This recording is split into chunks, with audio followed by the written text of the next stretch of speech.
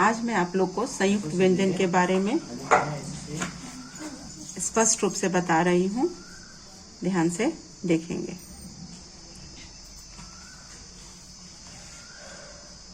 संयुक्त व्यंजन, मैंने पहले स्वर और व्यंजन को स्पष्ट किया था कि उनकी संख्या कितनी है। उसी में आपके संयुक्त व्यंजन आए थे। ये 4 हैं। इनकी संख्या संयुक्त व्यंजन की कितनी है? 4। कौन से हैं? ये आपके संयुक्त व्यंजन है। सर्वप्रथम मैं संयुक्त व्यंजन की आपको परिभाषा बता देती हूँ। जो व्यंजन 2 या 2 से, जो व्यंजन जो व्यंजन 2 या 2 से अधिक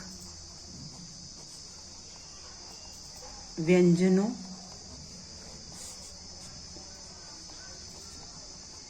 के मेल से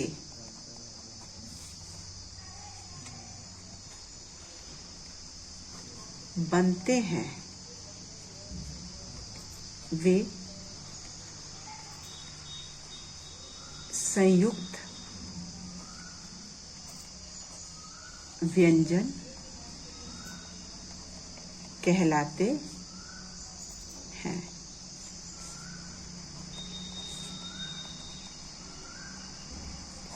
ये संख्या में 4 है। ठीक है। 4 कौन से हैं? हमारा छ, फिर त्र, और फिर ज्ञ, और फिर श्र। ठीक है। अब ये कैसे बना है इसको मैं विस्तार करूंगी। जो हम लिखते हैं कक्षा, जिसमें क्षत्रिय आता है, ये कैसे बना है? ये क यानी आधा क, आधा ही श और अ के मेल से श बना है। ये क्या है? आप ये कहोगे कि नीचे मैडम जी ने ये क्या लगा दिया। तो ये इसको बोलते हैं हलंत।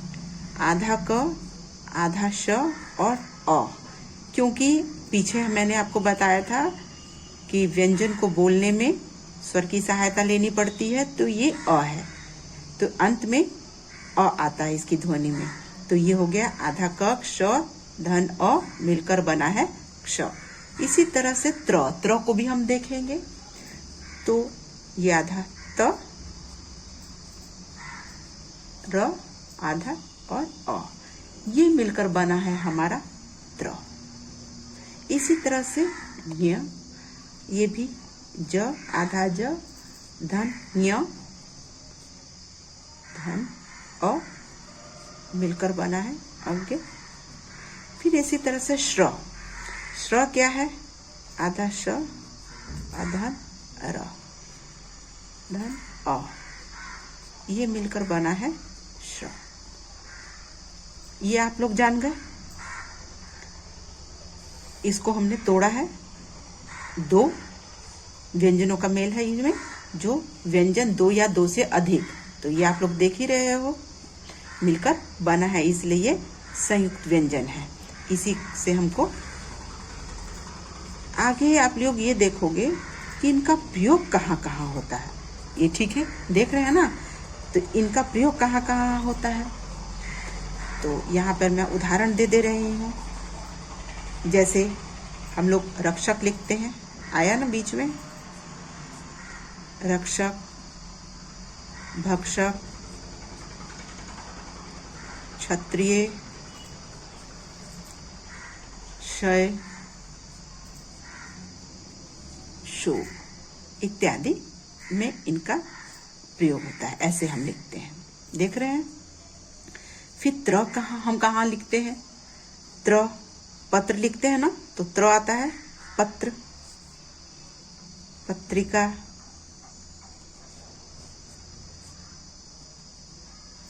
सर्वत्र,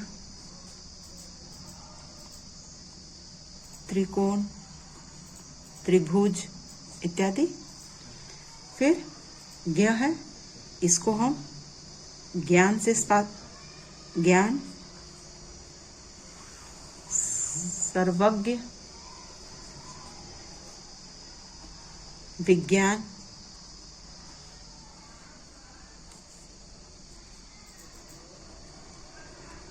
विज्ञान से ही विज्ञापन, ज्ञान से ज्ञाता, है ना।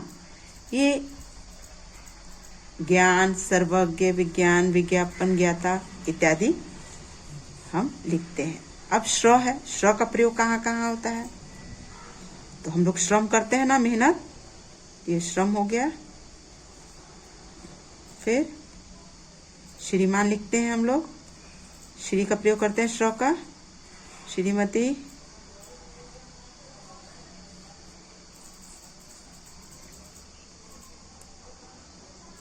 परिश्रम, परिश्रम लिखते हैं, अर्थ होता है मेहनत। श्रवण कुमार को जानते हैं ना, श्र, यही श्र है, ऐसे लिखते हैं श्रवण।